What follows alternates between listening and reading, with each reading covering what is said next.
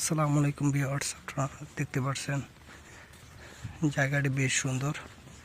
এটি মূলত হাতিয়া উপজেলার সমুদ্রের পার ঘেঁষে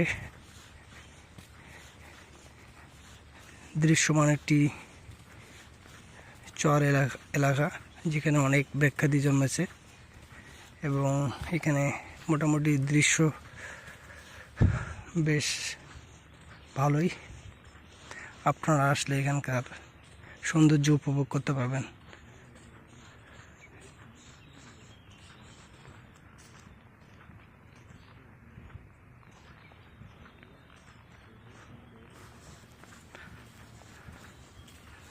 ভিডিওটি ভালো লাগলে আপনারা লাইক, কমেন্ট, শেয়ার করবেন এবং আমাদের পাশে থাকবেন। ইনশাআল্লাহ পরবর্তীতে আপনারা আরও নতুন নতুন ভিডিও উপভোগ করতে পারবেন।